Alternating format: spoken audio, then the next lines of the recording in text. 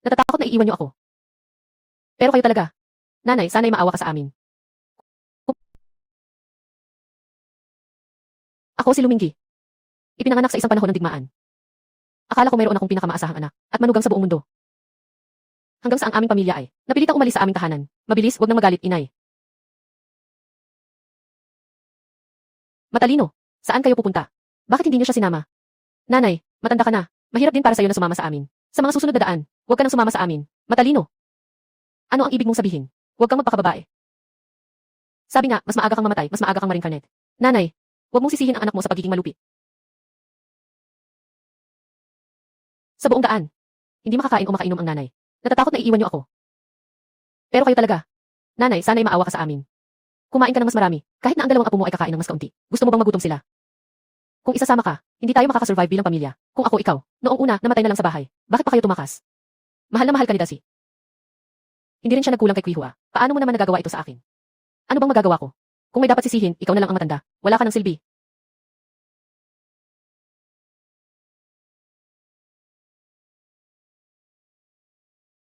Nanay.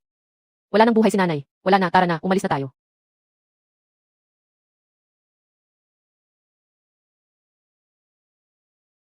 Hindi ba patay na ako?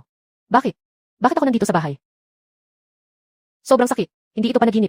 Baka naman ayaw ni Yama na tapos na ang buhay ko. Kaya ibinalik niya ako. Sabi ko, inay, huwag ka masyadong malungkot. Namatay si kuya, pero nandito pa ako at si Dasi. Magpaka-relax ka. Sasamahan ka namin ni Dasi sa pagtanda mo. Alam ko na kung anong araw ito ngayon. Ito ang araw na natanggap ko ang balita. Tungkol sa pagkamatay ng aking pangalawang anak na si Songdahe. Noong nakaraang buhay dahil sa labis na kalungkutan. Ako'y nahimatay agad. Nang magising ako, nalaman ko na ang aking pangalawang manugang na si Shanjue ay nagkaroon ng komplikasyon sa pagbubuntis at nanganak ng isang patay na sanggol. Isa pa siyang lalaki.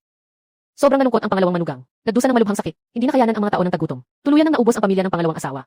Isang pagkakataon na muling mabuhay. Ano man ang mangyari, kailangan kong iligtas ang pangalawang manugang at ang bata sa kanyang tiyan. Sa bahay ng pangalawang anak, yung tamad na iyon, nandyan pa sa loob, nakahiga. Hindi man lang alam na dapat magluto.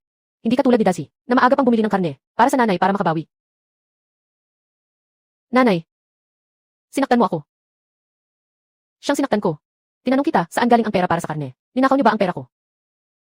Noong nakaraang buhay ang pamilya ng leader, ay palaging nagnanakaw ng aking ipon. Hindi ko na ito pinansin. Akala niyo ba hindi ko alam ito? Hindi.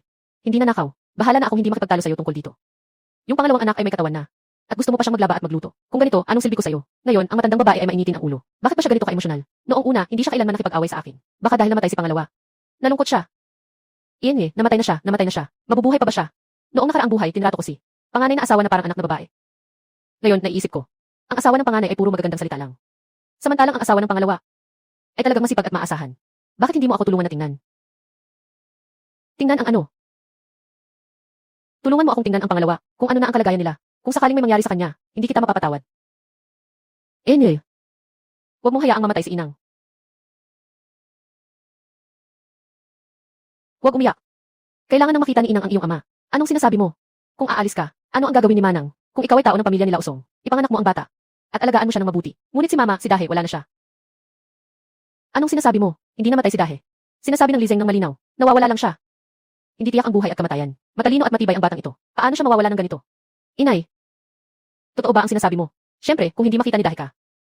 Paano ko siya maipapaliwanag bilang ina? Mabilis kang pumunta sa bayan at kumuha ng doktor. Nay, hindi na kailangan yan. Mura lang ang buhay ng mga tao sa probinsya. Tiisin mo na lang, mawawala rin yan.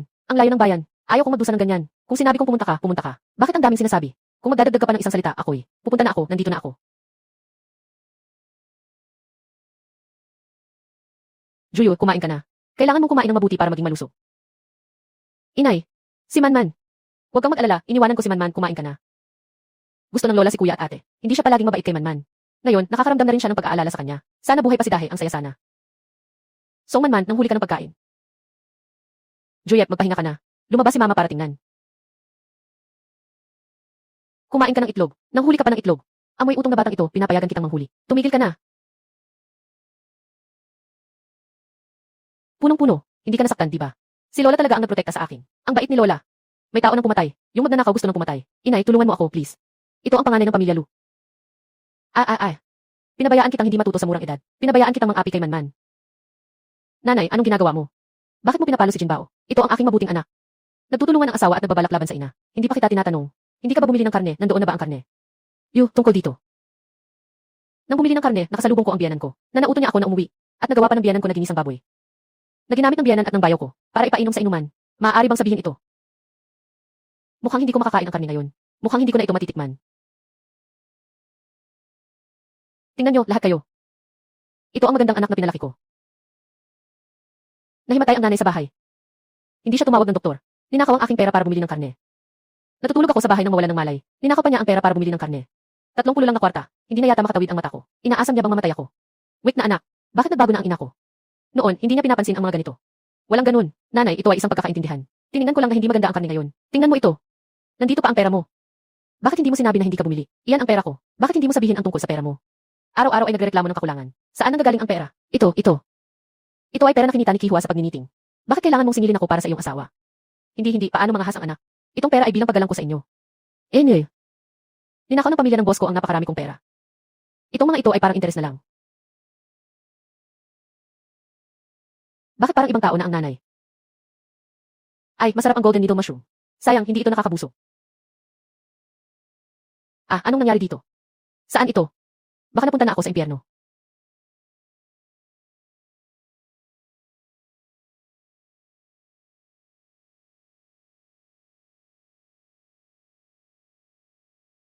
Tingnan ang mga organikong gulay. Mga organikong gulay na itinanim ko. Murang benta. Mga isdang karpa na bagong huli mula sa ilog. Sariwang huli, sariwang benta.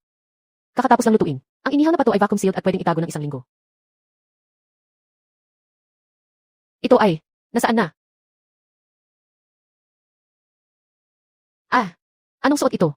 Ay naku, bakit nakalabas pa ang mga braso at binti? Talaga namang nakakahiya ito. Ay naku, ang haba ng buhok ng batang ito. Bakit hindi mo itinali ang buhok mo? Parang nagliliparan lang. Anong kaibahan nito sa walang damit?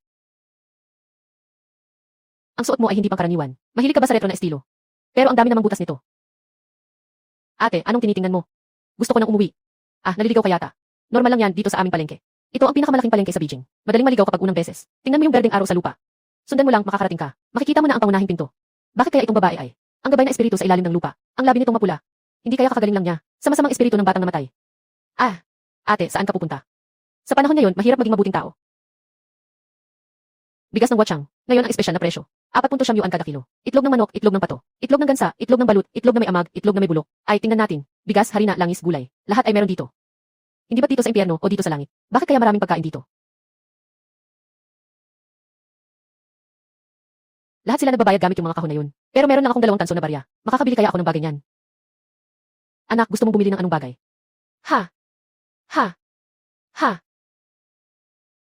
Ate, anong nangyari sa iyo?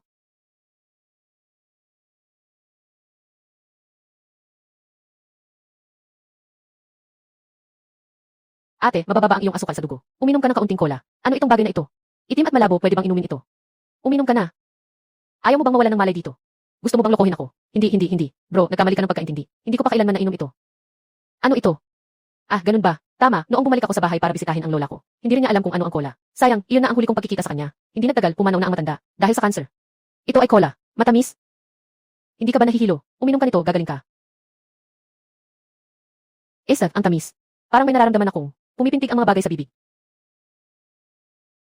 Kung hindi sanay si Tia uminom ng cola, okay na yun. Mas mainam siguro kung uminom ka na lang ng tubig na may asukal. Asukal.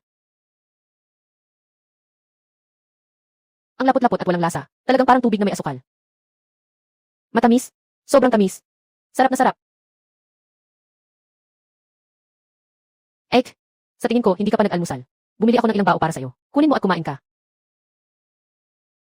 May amoy ng noodles at karne. Talaga bang para sa akin ito? Paano mangyayari yan? Nainom ko na ang isang mangkok mong sugar water. Paano pa kita hihingan ng iyong siopao? Hindi pwedeng, hindi talaga pwedeng. Ay, ano naman yan? Hindi naman ito mahal. Sige na, kunin mo na lang, walang anuman. Magkano naman ang siopao na ito? Babayaran kita. Kapatid, hindi nagdala ng pitaka ang tita ngayon. 2 salaping barya lang ang dala. Ilagay mo muna ito. Babalik ako sa bahay para kunin ang iba. Mukhang hindi lang mahirap ang tita na ito. Baka may konting senyalis ng demensya. CJ. Sige, itatabi ko muna ito, Tia. Ito rin, ibinibigay ko sa iyo ang bag na ito ng asukal. Kung sakaling mahilo ka ulit, maghalo ka na lang ng tubig at inumin. Salamat sa iyo, kuya. Tai Chang Tongbao. Ay, may tsaa ka ba dito? Oy, bilis.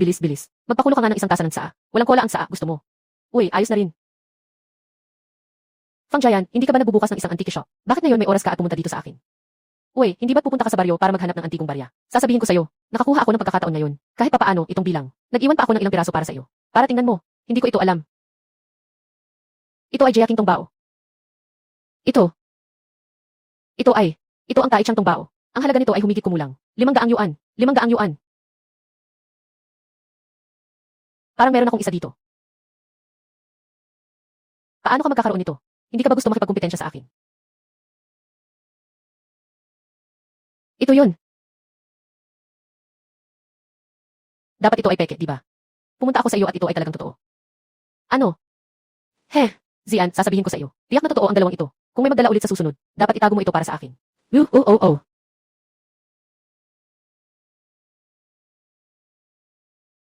Paano ba ako makakauwi? Nakikita ko na kakaiba ang suot mong damit. Mag-alala ka, hindi ako masama. Gusto ko lang itanong. Saan mo binili ang ginintuan na gulay?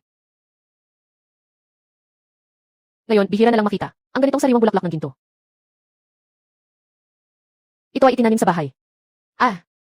Itinanim sa bahay. Binibenta mo ba ito? Pwede bang ibenta ito? Ang bagay na ito ay kaunti ang asin at langis. Mas mabuti pang ipalit ito sa pera. Tatlong sentimo. 30 yuan bawat kilo. Ayos lang iyon. Ang gusto kong sabihin ay 3 sentimo. Ilan ang 30 yuan?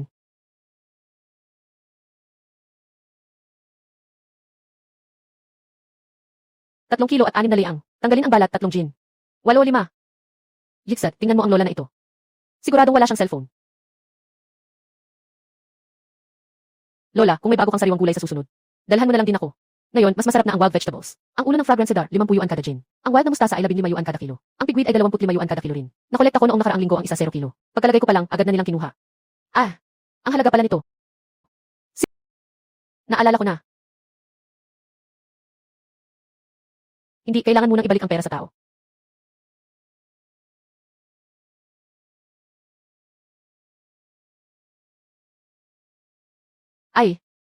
Ano bang gagawin ko? Baka hindi na ako mahintay ng tao. Baka isipin na akong manloloko.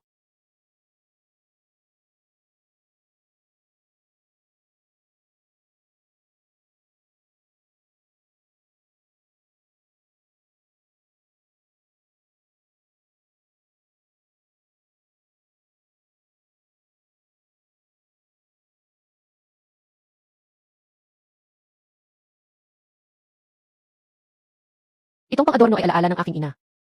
Salamat dito. Dahil dito, ako'y muling nabuhay.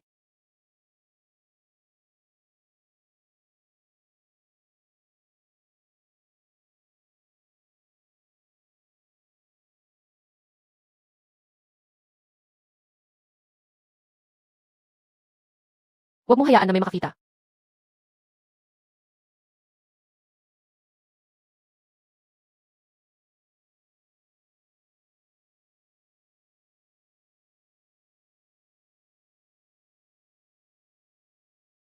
Punong-puno. Bakit ikaw lang mag-isa? Nasaan ang mga tito mo? Hindi pa nakabalik si tito at tita. Nandoon din sina Jinbao at Tinbao. Kung wala ang mag-asawa sa bahay, okay na. Jinbao at Tinbao. Hindi ko alam kung saan sila naglalaro ng walang pakundangan. Nanay, bumalik ka na. Aalis na ako para magluto. Tama, kahit hindi pa panahon ng pagtatanim. Mas nakakain sila ng mas masarap kaysa sa karaniwan. Basta magmukha lang silang kawawa. Kailangan kong ilabas ang ipon ko. Ilabas mo para bumili ng makakain. Wala nang ganitong magandang buhay sa hinaharap. Walang dapat ipagkabalisa sa tanghali. May pagkain tayo, mga anak. May pagkain tayo.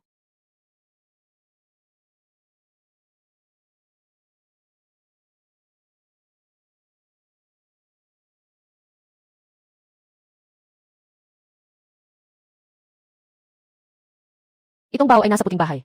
Nang ilabas, mainit pa rin ito. Ano bang nangyari sa bagay na ito nang ilagay dito? Ano ang nilabas, ganito pa rin. Sobrang convenient nito.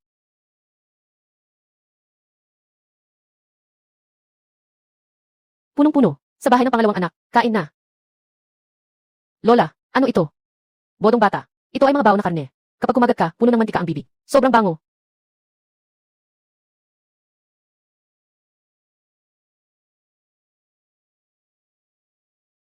Uminom ka muna ng lugaw. Tignan mo kung ano ang kakaiba.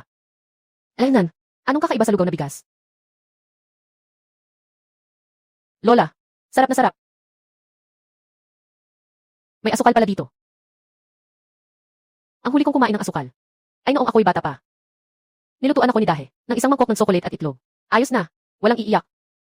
Kapag nakakain ng kahit anong masarap, umiiyak na agad. Hindi pwedeng ganito ka-light ang eyelid mo. Sa likod, magkakaroon pa ng magagandang araw. Kain na kayo. Kumain pa kayo ng marami. Ang sarap, sobra pang sarap. Malambot at elastic ang balat ng pansit. Masarap at makatas ang giniling na karne. Wala akong sariling buhay sa loob ng 40 taon. Sobrang dami. Huwag kang mabilaukan. Mayroon pang natira. Lola. Ang bango at ang sarap ng siopao. Hindi ko talaga kayang pigilin. Nanay, saan ka bumili ng meatball? Ang puti ng balat. Parang yelo. Ang ganda. Kumain ka, hindi ka mabubusog sa pagtingin lang. Nanay, kakainin lang natin ito ng mag-isa. Hindi ba tayo maghihintay sa kuya at ate? Sa susunod, hindi na natin sila kailangang alalahanin. Bakit hindi tayo gumawa ng itlog na sabaw? Pwede ring magluto ng mantikilyang pancake. Nasa bahay ng matanda ang mga itlog at mantika. Nakalak pa ang bahay. Ano ang gagamitin ko para magluto ng pancake? Itong matandang babae. Nagtatrabaho kami sa bukirin. Siya naman sa bahay, hindi man lang nagluluto. Hindi ko alam kung saan siya napunta. Ayos na. May ganyan bang manugang? Bumabaliktad pa sa nanay ko. Mali ba ang sinabi ko? Pumunta tayo sa bukid para magtrabaho. Pagod na pagod tayo buong hapon. Pag-uwi, wala pang makain. Walang pamilyang ganito ang rason. Ikaw lang ang ganitong inutil na lalaki. Pinapayagan mong magutom ang asawa at mga anak mo. Bakit kita napili noon? Sobrang bulag ko talaga. Tapos na ba talaga? Pinakasalan mo ako, nasasaktan ka na ba? Hindi naman ako nagpapabaya sa'yo taon-taon. Nagpapadala pa ako ng sariwang gulay mula sa bahay namin. Ganito ako nagsusumamo at nagmamalasakit. Yung ama mo at yung batang hamog mong kapatid, hindi pa rin ako tinitingnan ng maayos. Sila talaga ang bulag, pinakasalan ka pa nila. Ikaw, isang masungit na babae. Song Dazi, nag-asawa ako sa pamilya mo. Para sa'yo, nagkaanak at nag-alaga. Ng bahay. At ganyan mo ako tratuhin. Kung alam ko lang na wala kang puso, hindi sana ako nagpakasal sa'yo. Tinatangka mong saktan ako. Makikipaglaban ako sa'yo.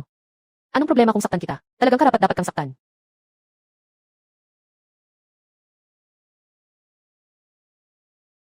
Dapat lang kasi binubuli niyo ang nanay ko.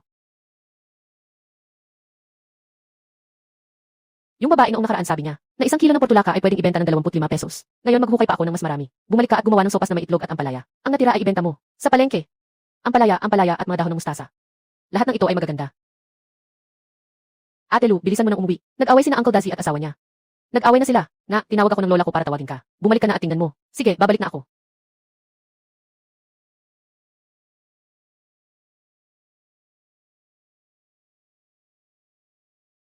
Nanay, tingnan mo itong si Hukihua, ang bastos. Anong ginawa niya sa mukha ko? Kung malaman ito ng mga tao sa baryo, hindi ba nila ako pagtatawanan? Anong dahilan ng pagtatalo? Hindi mo ba ito kasalanan? Ako at si Kihua ay nagpagod ng buong umaga. Umuwi kami ng tanghali. Wala man lang mainit na kanina makain. Hindi ba dapat magalit si Kihua? Nasaan siya? Umuwi siya sa bahay ng mga magulang niya kasama ang 2 bata. Nanay, anong nangyari sa'yo ngayon? Bakit hindi tayo pinaglulutuan? Walang mangyayari sa'yo kung wala ako. Tingin mo, hindi ba ako mabuhay ng maayos? Si Coco at si Kihua ay may dalang bata. Hindi rin maganda na umuwi sila sa bahay ng magulang. Hindi ba't okay lang ito? Mas tahimik ang bahay.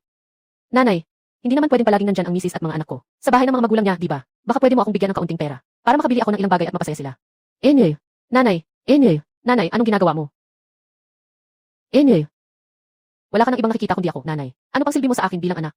Pumunta ka na sa asawa at mga anak mo. Nanay, pinaalis mo ang pamilya ni kuya. Ano na ang mangyayari sa mga gawain sa bahay? Hindi pwedeng pabayaan ang lupa. Kikuyong dahon, alam ni nanay na mabuti ang puso mo. Pero isipin mo, ang pamilya ng panganay sa bahay, tayo, nanay rin, ay para lang sa pagtatrabaho. Para alagaan sila. Naghihintay na ang isang pamilya ng 5 tao. Naubusin ang ating dugo. Bigla na lang akong sinipa. Mas mabuti pang maghiwalay na lang. Pero, isipin mo ulit, noong una, hindi siya ang nasa laban sa malaking ilog. Siya ang humiling sa kanya. Siya ang pumalit para sa kanya. Siya si Xiaodong. Bumalik si Xiaodong. Hindi ka ba nasa bayan, Xiaodong? Nag-aaral kang maging carpenter. Bakit bigla kang umuwi? Narinig ko ang tungkol kay Erpat. Xiaodong. Anak ko, Xiaodong. Xiaodong, nakita rin kita, anak.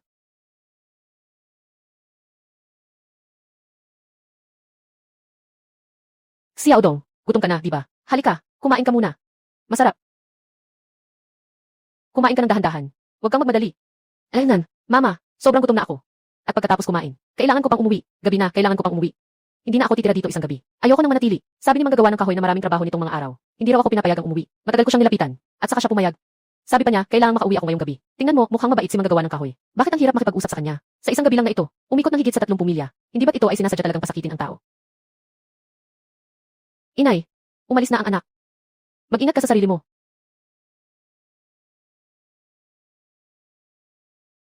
Hindi pwede. Siguradong may itinagong lihim si Xiaodong sa akin. Kailangan kong tingnan ito sa sarili ko. Naalala ko, pumasok dito. Dito sa likod ng bahay ni Qian Mujiang. Sabi ni Xiaodong, 10 tao sa pamilya ni Qian Mujiang nakatira dito. Ang anak niyang si Qian Liangkai ay nagpakasal na, at nagkaroon pa ng kambal na lalaki. Hindi ka ba kumain? Ah, sige na. Sumakay sa kabayo, kumilos ka na. Malaking kabayo, mabilis tumakbo ang malaking kabayo. Sige na, sumakay sa malaking kabayo para makipaglaban.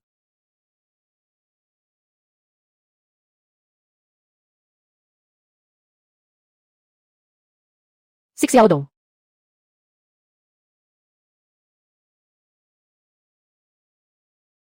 Ayos ka lang ba? Si Xiaodong yang, si Xiaodong. Nanay, bakit ka nandito? Simula nang maging apprentice sa pamilya Qian, hindi pa ako nakatikim ng masarap na pagkain, at hindi pa ako nakatulog ng maayos. Natatakot akong mag-alala ka, kaya hindi ko siya sinabihan. Oh, Diyos, paano niya nakita iyon mag-isa? Ano bang nangyari sa sugat mo sa kamay? Ganyan talaga ang trato sa'yo ng mga tao sa pamilya Qian. Ano bang nangyayari dito? Bakit ka nahulog na walang dahilan? Nagmamadali akong sumakay sa kabayo. Bigla na lang siyang tumakbo at itinulak ako. Umalis ka na, umalis ka na. Lumayas ka sa bahay ko. Babaeng walang modo. Kahit nagwawala ka, hindi mo ba nakikita ang lugar? Maniwala ka, tuturuan kita ng leksyon. Gusto mo pang turuan ako. Kayong pamilya, walang konsensya. Ipinadala ko ang anak kong lalaki para maging alagad. Hindi ito para gawing asno. Ito ay tinatawag na pag-aaral ng sining. Ito ay pang-abuso sa tao. Anong alam mo, isa kang babae. Kung ayaw mong matuto, umalis ka. Ayos ka, kahoy na karpintero. Kayo rin, mga magulang kayo. Walang takot sa kaparusahan. Isang pamilya ng mga masamang tao. Bakit hindi kayo tinamaan ng kidlat? Si Xiaodong, wag na tayong mag-aral. Kahit na ibenta pa ng ina ang lahat, hindi kanya papayagang magdusa ng ganito. Yung seremonya ng pag-aaral noon ay nagkakahalaga ng 500 wen. Ihuhulog mo na lang para sa buong pamilya mo ang kabaong. Sandali lang. Sa nakaraang buhay, sabi ng pamilya Qian, si Xiaodong ay namatay dahil sa nahulog na kahoy. Ngayon naisip ko, hindi ko pa alam kung paano siya namatay sa pagkapisa. Nanay, anong ginagawa mo? Hihe, ikaw. Anong ginagawa mo? Tumigil ka na, ikaw. Kayong pamilya ay walang puso. Pinatay niyo ang anak ko. Dapat kayong magdusa sa karma. Lesiu, sayang ang batang iyon. Karapat-dapat kang hanapin ng iba. Sa huli, makakarma rin ang pangalang Qian. Anak, aalis na ako. Babalik tayo sa bahay.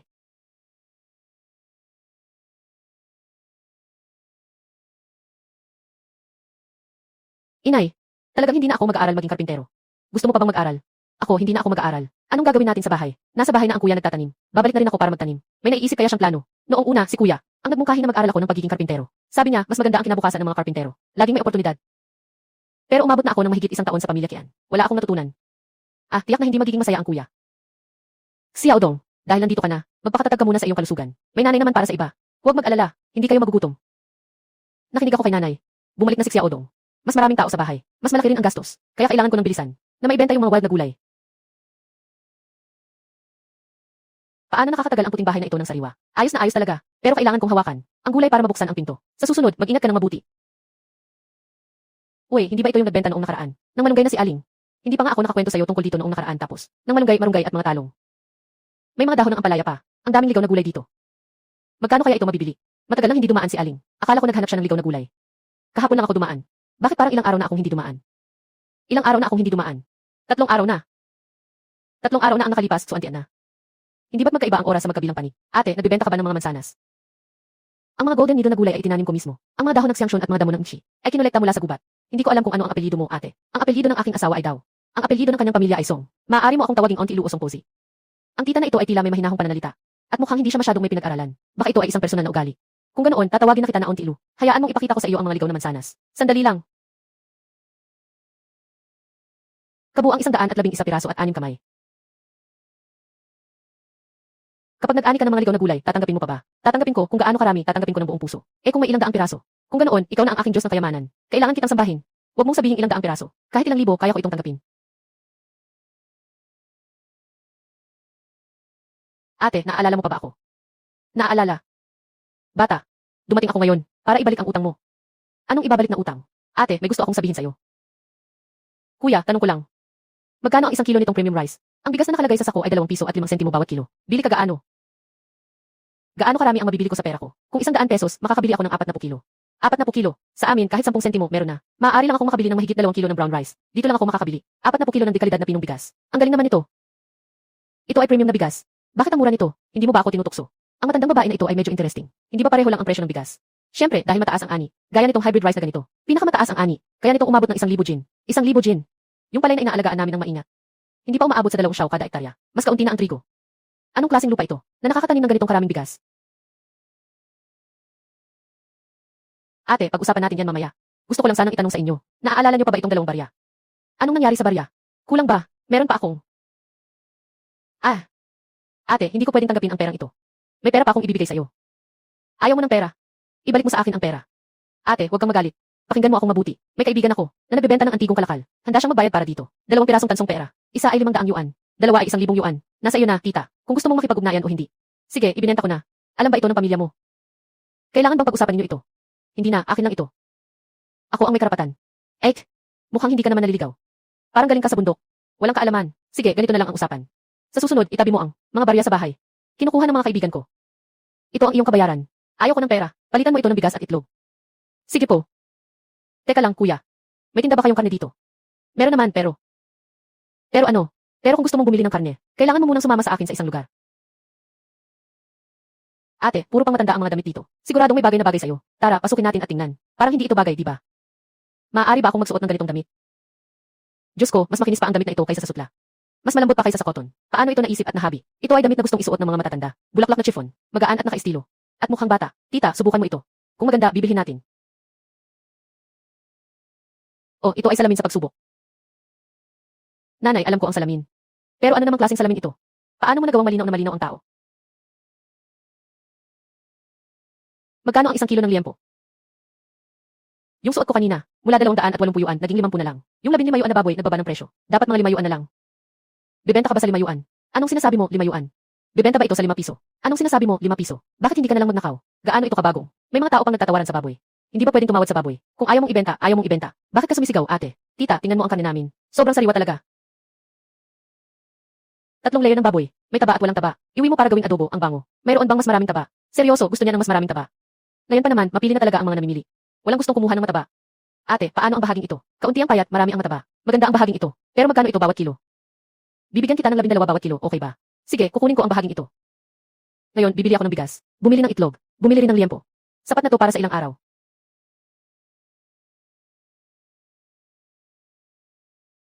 Ikaw, maliit na kuneho. Talagang magulo. Noong una, may inutusan. Para dalhin ka sa pamilya Kian. Umabot ng 500 wen ang nagastos. Sabi mo, hindi ka pupunta, kaya hindi ka pupunta. Basta't ako, hindi pupunta. Kung gusto mong pumunta, ikaw na lang. Akala mo, sino ka? Mister. Sasabihin ko sa'yo, kahit hindi ka pupunta, kailangan mong pumunta. Ikaw, batang kuneho. Ayaw kong pumunta. Talagang ayaw kong pumunta. Sino ang sinasabi mo? Ikaw pa ang may mukha para sabihin iyon. Ano ka ba talaga? Bakit mo ako sinaktan? Kung may sisisihin, si Xiaodong ang dapat saktan. Sobrang hindi siya marunong makisama. Nagpakatatag kami, para maipadala siya kay Qian Mukang. Pero siya, ay nag-aral ng mabuti. Sinabi niyang ayaw na niyang pumunta. Sabi mo sa akin na mabuti siya. Maaari bang tawagin itong mabuti? Hindi ba't medyo pumayat lang? Sino ba ang hindi ganito mag-aral? Hindi naman para magpahinga. Si Xiaodong ay nagpunta na ng higit 1 taon. Kapag natutunan niya na ang kasanayan, hindi na siya magpapahuli. Bakit hindi ko napansin noon? Na ang batang ito ay sobrang malamig. Bakit ako nagkaroon ng anak? Ang walang puso at pakialam mong hayop. Hindi lang ang pagpatay kay Dahe ang pinagsisisihan mo. Gusto mo pang saktan si Xiaodong. Umalis ka na sa akin. Lumayas ka sa bahay na ito. Para bang hindi ka ng anak ko. Anak ka pa rin itong tao. Tigilan mo na ang pananakit. Gusto kong maghiwalay ng pamilya. Maghiwalay ng pamilya. Kung hindi tayo maghiwalay, parang gusto na ng nanay ko na umalis. Talagang siya na ang nangingibabaw. Wala na akong magandang buhay na matitira. Maghiwalay ng pamilya. Ang ganda. Nakawala na rin. Mula sa pamilyang mga vampira. Kapag dumating ang taon ng sakuna, hayaan na lang ang pamilya ng boss na magdusa. Bakit ako nagkaanak? Ikaw, isang walang puso at walang kaluluwa. Hindi lang pinatay si Dahe. Gusto mo pang saktan si Xiaodong. Umalis ka na. Umalis ka sa bahay na ito. Parang hindi na kita isinilang. Ikaw, anak. Huwag na. Gusto kong maghiwalay. Maghiwalay. Kung hindi pa tayo maghiwalay, sobrang saya ng nanay ko. Talagang nakasakay na siya sa ulo ko. Wala na akong magandang buhay. Maghihiwalay na. Ang galing. Sa wakas, nakawala na. Mula sa pamilyang ito ng mga vampira. Kapag dumating na ang taon ng sakuna, hayaan na lang ang pamilya ng nakatatanda na mag-isa. Anyway, alam ko na ayaw ng nanay na maghiwalay. Kung alam ko lang na matatakot siya, matagal ko nang ginamit ang paraang ito. Nanay, hindi ko sana gustong maghiwalay. Pero tingnan mo, anong nangyari sa'yo ngayon? Wala ka nang ginagawa, wala ka ring nilulutong pagkain. Pinaalis mo pa si Kihua pabalik sa bahay ng magulang niya. Nahihirapan akong ibalik si Kihua. Basta't maging katulad ka pa rin ng dati. Makakaya pa nating mabuhay ng masaya, tulad dati. Nga. Ngayon wala na si Segundo. Si Xiaodong ay bata pa. Kung hindi ako tutulungan, sino pa? Pag may pera ka na bukas, kunin mo na. Para maipadala ko si Jinbao. Para mag-aral, matuto magbasa at sumali sa pagsusulit na pangsyay. Kapag siya ay naging opisyal, ikaw ay isang walang gawain na matandang Panginoon. Kahit na kayo ay nagkapera ng labis. Ngayon, ang pamilyang ito ay tiyak na mapupunta sa asawa. Talaga bang nais mong maghiwalay? Bakit mo ito tinatanong? Hindi ba't ikaw ang unang nagmungkahi ng paghihiwalay? Si Xiaodong, pakiusap, tawagin mo si Ginoong Lysing dito sa bahay. Sabihin mong si Song Dazi, gusto na makipaghiwalay sa atin.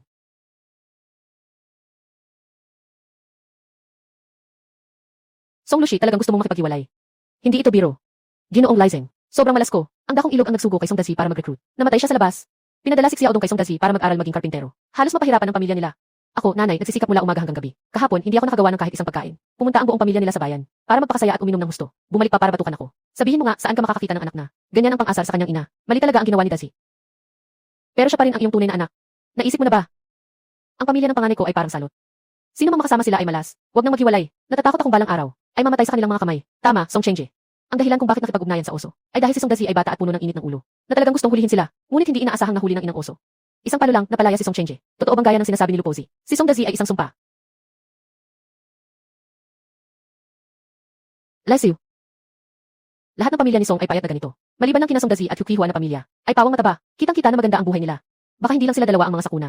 Maaari rin silang sumipsip ng swerte ng iba. Hindi nakapagtataka na gusto ni Lupozi na maghiwalay. Sige na, talagang hindi na makayanan. Kung maghihiwalay, maghihiwalay na. Pero naisip mo na ba kung sino ang makakasama mo? Sasama ako kay Xiao Dong, at sabay na aalagaan si Joy. Ihiwalay mo na lang si Song Dazi. Pumunta ka at kunin ang mga nakatatanda ng angkan ng Song, at pati na rin si Jiashu. Sige, pupunta na tayo. May kabuang 27 hektarya ang pamilya Song. Ang orihinal na 17 hektarya ay nahahati ayon sa bilang ng tao. Ngayon, nahahati pa rin ito sa mga tao. Ang natitirang isa 0 hektarya, hinati sa dalawa, isang bahagi 6 na mu, malapit sa ilog, isa pang bahagi 4 na mu, isang paanan. Si Song Dazi, may 4 mu na paanan ang bahay nyo. Si Song Lushi, ikaw at ang asawa ni Dake, at may 6 na hektarya sila. Pero may mga pagtutol. Sundin ang sinasabi ng matandang Lizeng. Matandang Lizeng, bakit sila ang may 6 na hektarya, at nasa tabi pa ng ilog? Song Dazi, wag mo akong hilahin. Ilan lang naman sila lahat? 4 na tao na kami sa bahay ngayon. Lumalaki na sina Jinbao at Tinbao. Marami na silang kinakain. Dapat ay bigyan tayo ng mas maraming lupa. 4 din kayo sa bahay. Pero 2 ang kwarto nila. At ang iyong biyanan ay umaasa kay Xiao Dong para sa kanyang pag-aalaga. Dapat ay bigyan siya ng kaunti pa. Kung hindi dahil sa 2 anak mo, na nasa edad na malakas kumain. Ni 4 na hektarya ng lupa ay ayaw ko sanang ibigay sa iyo. Ang mag-asawa ng hindi mabuting babae ay sisira sa 3 henerasyon. Tama po kayo. Tungkol naman sa bahay na ito. Song Dazi, ikaw ang panganay na anak, at may 2 ka pang anak na lalaki. Magkakasama lang tayo sa isang maliit na bahay, hindi ito solusyon. Mas mabuting pumunta tayo sa bakanting lupa sa baryo. Magpatayo na lang tayo ng bagong bahay. Magkano kaya ang gagastusin para magpatayo ng bagong bahay? Maganda ang bagong bahay. Halos 20 ang naging tunaang naipon namin ni Dazi. Babalikan namin sa bahay ng ina ko para humiram pa. Sapat na para makapagpatayo ng isang malaking bahay na may luntian at bubong na tile. Dilaw, walang problema. Dilaw, pumunta ka na at maglagay ng daliri. Ayan. Halika. Sandali. Tapos na ang mga bagay. Wala pang nahahati sa pera ng bahay. Naalala kong nagplano na ako dati. May 5 tael pa ng pilak ang patay na asawa. Hindi dapat sila makakuha ng mura. Tama rin. Kung may natitirang pera sa bahay, dapat itong ilabas at linawin. Sinasabi ko na ang matandang ito ay may pera. Dahil gusto niyang maghiwalay ng ari-arian. Huwag nang magalit kung hindi kami magiging magalang. Mga pira at cash. Nakatago lahat sa bahay ko. Walang sinuman sa inyo ang makakakuha nito. Kaya.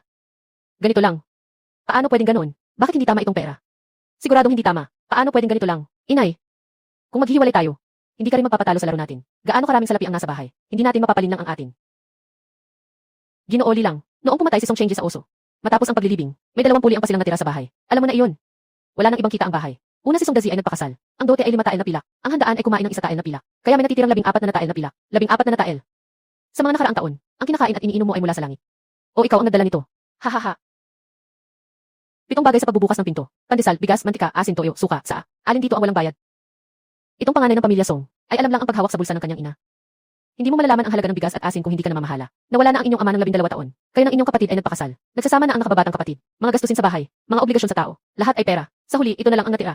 Kung kailangan, hati-hatiin na lang. Kung may hindi naniniwala, basta maghanap sa loob. Matanda na si Lupozi. Wala na siyang mapagkakitaan. Si Xiao Dong ay bata pa. At malapit ng mga anak ang asawa ni Dahe. Paano na kami mabubuhay sa mga darating na araw? Ganito na lang kaliit ang pera. Baka hindi na lang ito hatiin. Iwan na lang kay Song Lu. Paano mangyayari yan? Ginoong Lizeng, kahit na 400 lang nag-feed. Pero dahil naghiwalay na, kailangan talagang malinaw ang hatiin. Ganito lang. Talaga bang gusto mong hatiin? Siyempre. Ang pinuno ay makatarungan at matuwid. Walang bahid ng pagkiling. Di ba? Ikaw, babae. Talagang wala kang konsensya. Sige na, pinuno. Kailangan nating maghiwalay. Ay talagang nahati ng maayos. Ng lubos. Lamang. Kabuang 484 na piraso. Kayo ng pamilya ay makakakuha ng 121 na piraso.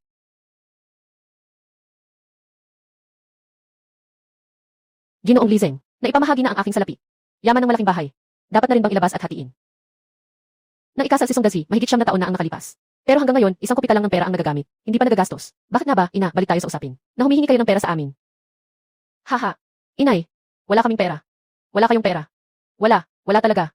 Kaya nga nakakagulat. Araw-araw kang umaakyat sa bundok. Bakit kaya palaging puno ang basket mo? At saka, si Kuihua ay madalas bumalik sa bahay ng magulang. Sa tuwing siya ay walang dalang kahit ano. At pati na rin ang kanyang ginamit na pulbos at pangkulay. Parang ang perang ito ay parang nahulog mula sa hangin. Ang pulbos at pangkulay ko ay ang pinakamura. At saka pumunta ako sa bayan. Hindi ito uwi sa bahay ng asawa. Ito ay nagbebenta ng mga borda. Saan napunta ang pera mo? Ako, ito. Ay, noong nakaraang 2 araw, nakita kong si Dazi ay nakakuha ng isang fox. Ang kulay ng balahibo ay napaganda. Kung maibebenta ito sa bayan, tiyak na abot ito ng 5 laang na pilak. At noong nakaraang pagkakataon, nakakuha siya ng isang ligaw na manok. Tiyak na mga 2 o 3 kilo ang bigat nito. Sa ganitong pagtataya, sa mga nakaraang taon, kayo sa pangunahing pamilya, nakakaipon na kayo ng hindi bababa sa 30 laang na pilak. Kalokohan iyan. Wala namang 30 laang. Si Dazi kapag nangangaso, hindi naman palaging may nahuli. At yung mga panyo na tinatahi ko, halos nabulag na ang mga mata ko. Kaya makagawa ng 1 o 2 piraso. Hindi ganun kadali ang kumita ng pera. Ngayon alam mo na kung gaano kahirap kumita. Kanina, sino iyon? Talagang pinipilit ang lola sa suliranin. Kailangan mo pang hatiin ang mahigit ang salapi. Talagang walang konsensya. Ikaw, huwag kayong magbintang-bintang. Ako, hindi ako.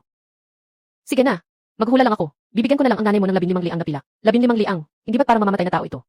Saan namin nakuha ang 15 at 2 liang? Wala. Bless you.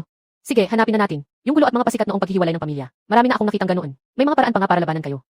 Ginoo, ang punong barangay. Pupunta ako para maghanap. Huwag kayong mag-alala. Sila ay nagtatago ng pilak sa lupa. Kaya kong hanapin ang mga iyon. Ginoong Presidente. Handa kaming magbigay ng pilak. Ngunit talagang wala kaming ganito karami. Sobra na ang pinakamarami. 5 layang lang ang pwedeng ibigay. Sige, hanapin mo. CJ. Haha. Ah. 9 layang. Hindi na pwedeng dagdagan pa. Wala na talagang natitirang pera sa bahay. Akala mo ba'y 3 taong gulang ako? Nandito ka para makipag-ayos. CJ, balik rin ang kwarto niya. Suriin ng mabuti. Tapos na. Ang pera ko. Magandang bata. Talagang ganito karami ang pilak. Hindi mo narinig si Luposi nagsabi. Mula nang ikasal ka hanggang ngayon, wala ka pang naipong kahit isang tanso. Tama nga. Kumakain tayo sa iba, gumagamit tayo sa iba. Kung ako, makakalikom din ako ng pilak. Dito ay kabuang. 22 liang at 3 kian na pilak. May 872 buwan na tanso. Ikaw ang magbibigay ng 10 liang at 3 kian sa Song Lushai. At hatiin mo pa ang kalahati ng tanso para sa kanya. Ayaw ko nang mabuhay pa. Sobrang sama ng pakikitungo sa tao. Tumigil ka na sa pag-iyak. Kanina, nagbabala kayong hatiin ang pera mo. Yung mahigit 400 wen ni Lola. Hindi ba't masaya kayo? O kaya, yung 20 layang na silver ng bahay ninyo na hatiin. Walang masyadong epekto. Pero kanina, gusto ninyong hatiin. Yung 400 wen ni Luposi. Talagang gusto ninyong kunin ang buhay ng tao. Pagdating sa pagiging walang awa, mas matindi pa kayo. Songlu, mayroon ka pa bang gustong sabihin? Kung wala, pirmahan mo na lang ang dokumentong ito. Ginoong Lizeng. Maari bang idagdag ang isang pangusap sa dokumentong ito? Mula ngayon, kahit sino sa atin na may kasal o lamay, bawat isa ay may kanya-kanyang usapan. Hindi tayo magkakaugnay. Kailangan mong putulin ang ugnayan kay Songdasi. Talaga bang ganun ka walang puso, inay? Ginoo Lizeng. Kung itinuturing nila akong bahagi ng pamilya, bakit ako magiging ganito? Ay, kung ganun. Dagdagan na rin natin ang pagputol ng ugnayan na ito. Lahat kayo maglagay ng inyong mga daliri dito.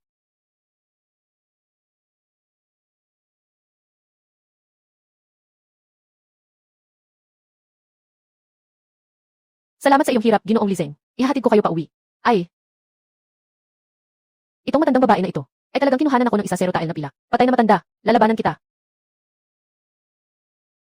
Ah. Nandyan ka pa, sinasaktan mo ako. Hindi kita palalampasin. Tama na, Lukihua. Nangahas kang saktan ang nanay ko. Ihihiwalay kita. Songdazi, ikaw din saktan mo ako. Ikaw ang nanakit. Kung hindi ka nagpasiklab, hindi sana ako naghiwalay sa nanay ko. Ayaw akong kilalanin ng nanay ko. Wala akong nanay. Ang galing mong magpanggap na parang totoo. Pero ang gusto lang nila ay mapalambot ang puso ko. Ibabalik ko yung 10 layang na pilak. Magbiro ka. Songdazi, ikaw na walang puso. Makikipaglaban ako sa'yo. Sige, laban tayo. Ayaw na sa akin ang nanay ko. Mas mabuti pang mamatay na lang ako. Nasaan si nanay? Bumalik na siya sa bahay. Nag-aksaya ako ng oras sa isang palabas. Mukhang nalito ang matanda. Bakit ganito ka bangis? Sige na, huwag ka nang makialam. Mag-ingat ka, baka sapukin pa kita. Inihanda ko na ang lugaw na may brown rice. Naghihintay kami sa iyong pag-uwi para kumain. Nanay, bumili ka ng tokwa. 4 na itlog ang pinalitan ko. Para sa iyo at sa iyong pangalawang hipag para makabawi. Nanay, tingnan mo. Yes huwag mo siyang pansinin.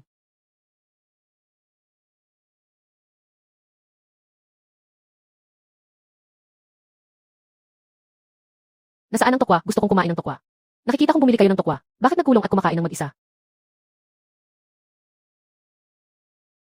Tofu, aking tofu. Jinbao, anong ginagawa mo? Sabi ko, gusto kong kumain ng tofu. Bingi ka ba? Bilisan mo at ibigay mo sa amin ang tofu. Lahat kayo, umalis kayo dito. Huwag sabihin na naghiwalay na tayo. Hindi pa nahahati ang pamilya. Maaari pa kayong makipag-agawan sa lola. Si Yaodong, umalis ka dyan. Ah, patay na matanda. Magtangkang manakit ka sa akin. Sasabihin ko sa tatay ko. Sasabihin ko sa nanay ko. Bumili kayo ng tofu pero hindi